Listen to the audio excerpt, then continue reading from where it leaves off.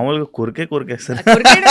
కొరికేయడమే. ఆ కొరకడం వల్లే న్యూస్ ఏమంటారు, ఇలా పెడితే నేను ఇక్కడ కొరికాను యాక్చువల్గా.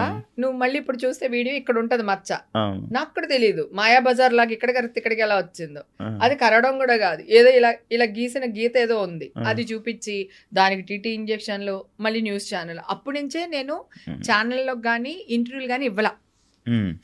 ఎలక్షన్ అప్పటి నుంచి మధ్యలో ఇంకా అసలు 4 years మీకు ఎవరు కనపడలా. మళ్ళీ ఈ న్యూస్ వరకు నేను లేను.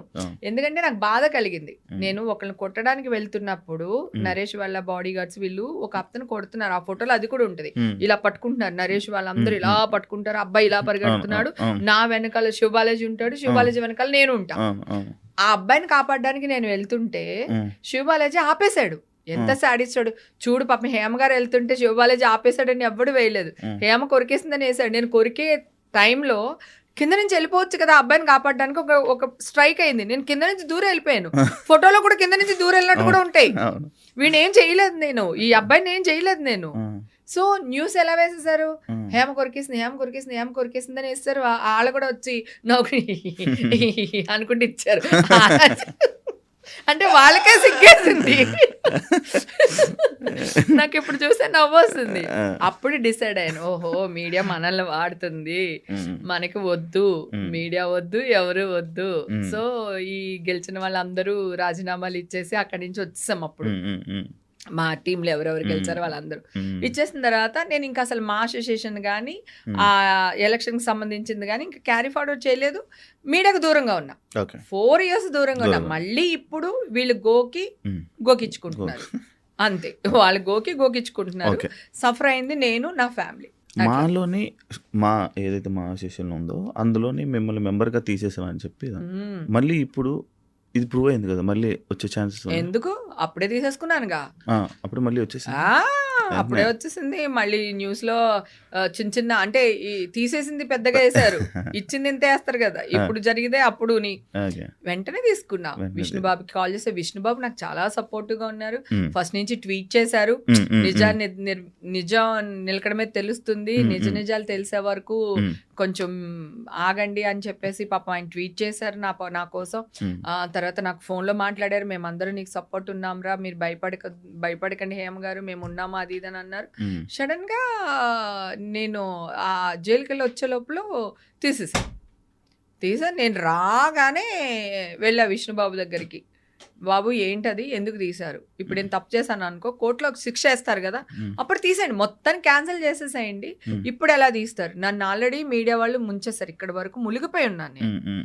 ఓకే, ఇప్పుడు ఇంత కొన ఊపిరితో కొట్టుకుంటా ఉన్నాను. మీరు తీసుకొచ్చి ఒక బండరాయి నా నెత్తి మీద వేసేస్తే సో నేను ఏమైపోవాలి? మీరు ఇస్తారా? నాకు ఒక నోటీస్ ఇవ్వాలి మా నుంచి, ఆ నోటీస్కి నేను రిప్లై ఇవ్వాలి. మీరు నోటీస్ ఇవ్వలేదు, నేను రిప్లై ఇవ్వలేదు, మీరు కార్డు ఎలా సస్పెండ్ చేస్తారు? మీరు ఇచ్చేసేయండి బాబు. ఒకవేళ మీ వల్ల కాదు అని ఏదన్నా అలా అనిపిస్తే గనక నేను కోర్టుకు వెళ్ళి తెచ్చుకుంటా, న్యాయస్థానానికి వెళ్ళి నా కార్డు నేను తెచ్చుకుంటా, నా కార్డు నాకు కావాలి. ఇలాంటి టైంలోనే కదా మా హెల్ప్ కావాలి అని చెప్పి విష్ణుబాబుకి చెప్పి అన్ని మొత్తం పేపర్స్ చూపించి అక్కడ ఎవరు కోర్టుకి వెళ్ళి నాకు బెయిల్ ఎలా వచ్చిందో ఆ పేపర్స్ అన్ని చూపించి విష్ణుకి ఇమ్మీడియట్ గా కార్డు తీసుకున్నా. కార్డు ఇచ్చిన తర్వాత ఏమన్నారు, హేమ గారు మళ్ళీ మీడియాకి అది చెప్పకండి మనం కార్డు ఇచ్చామని అది ఇది అంటే, అన్నాను అదేంటి బాబు ఎగ్జాక్ట్లీ అంటే మన ఆఫీస్ లో ఎవరో లీక్ చేశారండి లెటరు అంట. ఓ అవునా బాబు, సర్లేండి నేను కూడా ఎవరికి చెప్పను అని చెప్పా. తర్వాత నేను ట్వీట్ చేశా, మా ఎప్పుడు నాకు అండగా ఉంటుంది, ఇలాంటి సిచ్యువేషన్లో కూడా మా నాకు సపోర్టివ్గా ఉంది, థ్యాంక్స్ టు మా అని చెప్పేసి నేను ట్విట్టర్లో ట్వీట్ చేశాను. నేను లెటర్ లీక్ చేయలేదు, ట్వీట్ చేశాను, మాకు థ్యాంక్స్ చెప్పాను. అప్పుడు ఇమ్మీడియట్గా మన పెద్ద మనుషులు అందరూ మా కార్డు ఇచ్చేసారు హేమకి అని చెప్పేసి సస్పెండ్ అయిన 1 weekకి కార్డు తెచ్చేసుకున్నాను. నేను ఒకటే చెప్తున్నా, ఐఎమ్ ఏ ఫైటర్, నేను తప్పు చేయను. చాలా మంది అమ్మాయిలు హేమక్లా ఉండాలి, హేమక్లా నవ్వాలి, హేమక్లాగా ధైర్యంగా ఉండాలి, హేమక్లాగా యాక్ట్ చేయాలి, హేమక్లాగా పేరు తెచ్చుకోవాలి, ఇన్ని క్వాలిటీస్ నాలో ఉన్నాయి. నేను ఇప్పుడు సబ్జ సమాజానికి ఏం చెప్పాలనుకుంటున్నాను డ్రగ్స్ తీసుకుని? ఓకే, నేను క్లబ్కి వెళ్తున్నాను లేదా పార్టీస్కి వెళ్తున్నాను, సో వెళ్ళినంత మాత్రాన డ్రింక్ చేయాలని లేదు, ఒకవేళ డ్రింక్ చేసిన తప్పు కాదు, డ్రగ్స్ తీసుకోవాలని లేదు, క్లబ్స్కి వచ్చే వాళ్ళందరూ మందు తాగుతారని ఏం లేదు, పార్టీస్కి వెళ్ళే వాళ్ళందరూ డ్రగ్స్ వేసుకుంటారని ఏమి లేదు, రైట్? సో ఎవరికి ఉండేది వాళ్ళకు ఉంటుంది. నేను ఈ వయసులో, నేనేం చిన్నపిల్లని ఏం కాదు కదా, ఈ వయసులో డ్రగ్స్ తీసుకుని ఏం చేద్దాం అనుకుంటున్నాను నేను అసలు? కొంచెమైనా ఒక సెన్సిబుల్ పాయింట్, పైగా మీడియా వాళ్ళ ముందరే పెరిగాను నేను. అలాంటి వాళ్ళకి నా గురించి అన్నీ తెలిసి ఒక్క చిన్న పొరపాటు వల్ల ఇంత న్యూస్ పొరపాట్లు చేయకూడదుగా. బయట మనుషులు పొరపాటు చేయొచ్చు, మీడియా పొరపాటు చేయకూడదు. మీడియా పొరపాటు చేయకూడదు. కోర్టులో కూడా ఏమంటారు, 100 మంది దోషులు తప్పించుకున్నా పర్లేదు, ఒక్క నిర్దోషి కూడా శిక్ష పడకూడదు అంటారు కదా.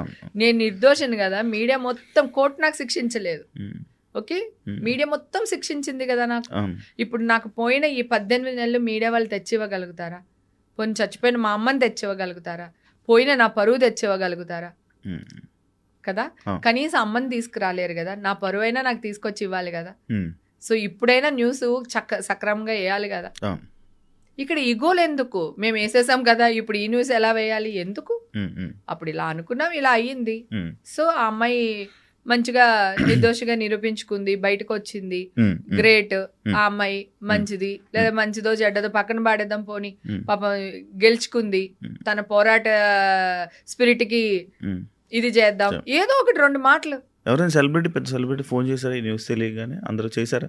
అసలు నన్ను ఎవరు వదలలేదు, అందరూ చేస్తూనే ఉన్నారు, మాట్లాడుతున్నారు. నా బర్త్డేకి అందరూ విష్ చేస్తారు కదా, అలా అందరూ విష్ చేస్తారు, అందరూ మాట్లాడుతున్నారు. ఎవ్వరు నా గురించి అందరికి తెలుసు అబ్బా, నేను ఓపెన్ బుక్. నేను మందు కొట్టినా తెలుసు, కానీ వీళ్ళకి తెలియదు. నేను వీళ్ళకి కూడా తెలుసు, కానీ వీళ్ళకి రేటింగ్స్ కావాలి. వీళ్ళకి రేటింగ్ కావాలి. అది అక్క, చెల్ల, తెల్ల, పెళ్ళమా అవసరం లేదు, రేటింగ్ కావాలి, వీళ్ళ బతికేయాలి. అది నేను అదే బాధపడుతున్నాను. నువ్వు వేసినప్పుడు వేసేసావు కదా, ఇప్పుడు మంచి జరిగినప్పుడు కూడా మంచి కూడా వేయాలి కదా. మీడియా మంచి కోసమే కదా, సమాజాన్ని మెరుగుపరిచేది న్యూస్ కదా. నువ్వు సమాజాన్ని నాశనం చేసే న్యూస్లు వేసి సమాజానికి మంచి న్యూస్లు ఎందుకు అంటావేంటి? చెప్పలేం. అంతా అయిపోయింది, అంత హ్యాపీ. మీ పాప పెళ్లి సంబంధాలు అలాంటివి ఏమైనా చూస్తున్నా? ఈషాకి ఇప్పుడు 23-24 మధ్యలో ఉంది. ఇంకొక 2 years తర్వాత చేస్తుంది. తన కాళ్ళ మీద నిలబడాలి. సో ఇప్పుడు నేను ఏమైనా ₹1-2 తనకి ఇచ్చాను అనుకో, అది తను నిలబెట్టుకునేటట్టయినా తనకి ఆ శక్తి రావాలి కదా. ఇప్పుడే స్టడీస్ కంప్లీట్ అయినాయి, జాబ్లో జాయిన్ అయ్యి ఒక 3-4 months అవుతుంది. సో తన లైఫ్ ఇంకొక 2 years తర్వాత అప్పుడు చేసేద్దాం. నేను నా బిడ్డను చాలా బాగా పెంచుకున్నాను, సాంప్రదాయంగా. ఎథిక్స్, మోరల్స్, ప్రేమ, అభిమానం, అమ్మ నాన్న, ఓ తమిళ అమ్మాయిలాగా పెంచుకున్నాను దాన్ని. సో తన కెరియర్, నా బాధ కూడా అదే తెలుసా. నేను ఎంత ఏడ్చానో. నేను నా బిడ్డ ఈ స్టేజ్లో ఉంది, ఈ టైంలోనే మీరు నన్ను ఇంత చేస్తారు, ఇంత టార్గెట్ చేస్తారా? అసలు నిజం చెప్తున్నా, డ్రగ్స్ తీసుకున్న అబ్బాయిలు కానీ అమ్మాయిలు కానీ వాళ్ళ ఫోటోలు కానీ వాళ్ళ బయోడాటాలు కానీ బయట పెట్టకూడదు. ఎందుకంటే చిన్నపిల్లలు కదా వాళ్ళు, వాళ్ళ గురించి అది పెడితే, చిన్న పెద్ద బయట పెడితే వాళ్ళు ఏదన్నా వాళ్ళ ఒక ఫ్యామిలీ రోడ్డు మీదకి వచ్చేస్తుంది. అందరూ నాలాగా నోరేసుకుని పడరు, అందరూ నాలాగా వెయిట్ చేసి రిపోర్ట్లు రాగానే వచ్చి కూర్చుని మాట్లాడరు. నేను రిపోర్ట్లు చేయించుకోవడానికి ఢిల్లీ దాకా పంపించాల్సి వచ్చినాయి. నా నైలు, ఒక ఆడదాని జుట్టు పట్టుకున్న మగాడు కానీ, అంటే రాజ్యాలే కూలిపోయినాయి ఒక ఆడదాని కోసం, తెలుసు కదా. ఆడదాన్ని చెడు చూపుతో చూసిన వాళ్ళే సర్వనాశనం అయిపోయారు. ఇవాళ వీళ్ళకి డబ్బులు రావచ్చేమో, కానీ రేపు రోగాలు కూడా రావచ్చు, చెప్పలేము కదా.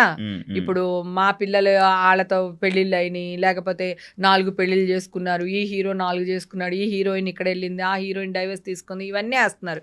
నేను మామూలు స్ట్రైట్ అవే మీడియా వాళ్ళు అందరినీ అడుగుతున్నాను, మీలో ఎవ్వరు, మీ ఫ్యామిలీలో ఎవ్వరు డైవర్స్లు తీసుకోలేదా? ఎవరిని పెళ్ళిళ్ళు చేసుకోలేదా? లేకపోతే మీరు డైవర్స్ ఇప్పించి అమ్మాయిల చేత మీరు 2వ పెళ్ళి, నీ పెళ్ళానికి నువ్వు 2వ మొగుడైనోడు ఎవ్వడూ లేడా? ఎవ్వరు లేరా? మీరు అందరూ శుద్ధ పూసులా? నేనైతే శుద్ధ పూసుని కాదు. ఫస్ట్ నేను చెప్తున్నా, చిల్ అనే వర్డ్నే బూత్ చేసేసారు. నేను నిజంగానే చిల్ అవుతున్నా. ఏంటంటే నేను చిల్ అవ్వకూడదా? నేను మంచిని కాదా? నేను నా చిన్నప్పటి నుంచి కష్టపడుతున్నాను నాన్న. When I am 14 years still now ఇంకా కష్టపడుతున్నాను నేను. నా జీవితానికి నేను చిల్లే అధికారం లేదా? నేను ఎంజాయ్ చేసే అధికారం లేదా? నాకు ఇష్టం వచ్చిన బట్టలు కట్టుకోవడానికి లేదా? గుడికి వెళ్తే స్విమ్మింగ్ డ్రెస్ అయితే వేసుకెళ్ళట్లేదు కదా, స్విమ్మింగ్ వెళ్తే చీర కట్టుకుని వెళ్ళాం కదా. మాకు తెలియదా? మాకు కదా. నువ్వెవడరా అసలు? అది చాలా బ్లండర్ మిస్టేక్. నా విషయంలో అయితే మాత్రం చాలా జరిగింది. ఆ. నా స్టేజ్లో ఇంకొక ఆర్టిస్ట్ ఎవరైనా ఉండుంటే ఈరోజు ఇలా బయటకు వచ్చి ఉండేవాళ్ళు కాదు కదా. నన్ను అర్థం చేసుకున్నట్టు అందరిని అర్థం చేసుకోరు. ఎందుకంటే నేను ఇందాక కూడా చెప్పాను కదా, నేను ఏమున్నా నీకు తెలుసు, నేను ఏమున్నా తెలుసు, ఓపెన్, నేను ఇంతే అని చెప్పగలను. నాకు ఆ ధైర్యం ఉంది, ఎందుకంటే నేను తప్పు చేయను కనుక. తప్పు చేశాను అనుకో, అది కూడా తీసుకుంటా. ఎస్, నాకు నచ్చింది, నేను తప్పు చేశాను, నీకేంటి అని అడుగుతా. రైట్, నాకు అది కూడా తెలుసు. కానీ నేను తప్పు చేయకుండా తప్పు చేశాను అన్నది అది ఉంటుంది కదా, ఆ జర్నీ నాలో ఆ ఐస్ బాత్ మాత్రం లేకపోతే నేను మర్డర్ అన్నా చేసేదాన్ని, లేదా నేనే ఇచ్చేదాన్ని. రెండిట్లో ఒకటి జరిగేది ఫుల్ అనమాట. అంటే బయటికి రాలేకపోతున్నాను, చెప్పలేకపోతున్నాను, మీడియాకి రాలేకపోతున్నాను. అందరూ ఏమంటారు, ఏమక్క తప్పు లేకపోతే వచ్చేది కదా అంటారు. కరెక్టే కదా. కానీ నేను వస్తే ఇంకా ఉచ్చు బిగుసుకుంటది కదా. ఒక ప్రముఖ హీరో థియేటర్ నుంచి వచ్చే వరకు బాగానే ఉంది స్టోరీ. వచ్చి ప్రెస్ మీట్ పెట్టిన తర్వాత పాపం హీరోని తీసుకెళ్లారు. ఆయన ప్రెస్ మీట్ పెట్టకపోతే బాగుండుండేది కదా.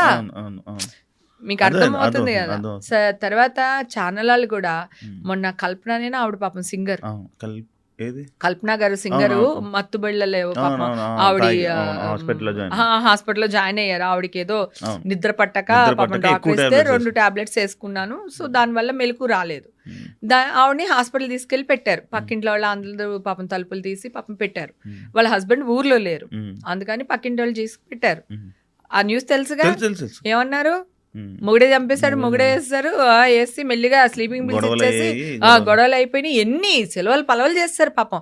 ఆవిడ బతికిపోయింది కనుక వాళ్ళ ఆయన అదృష్టం. ఒకవేళ ఆవిడకి ఏదన్నా అయ్యుండుంటే వాళ్ళ ఆయన ఫస్ట్ పోలీసులు వేసేవాళ్ళు, మీడియా ఇన్వాల్వ్మెంట్ మళ్ళీ ఇక్కడ కూడా అని. ఎందుకంటే వాళ్ళేమనుకుంటారు, ఓహో ఇంత జరిగిందంటే ఒకవేళ వాళ్ళ ఆయన కూడా ఇలా జరుగుండొచ్చు, వాళ్ళ ఆయన వేస్తుండొచ్చు అని ముందు ఆయన అరెస్ట్ చేసేవాళ్ళు. తర్వాత ఆయన కాదని ఎంక్వైరీలో తెలిసి నాలాగా వదిలేసేవాళ్ళేమో కానీ ఫస్ట్ అయితే మాత్రం వేసేవాళ్ళు.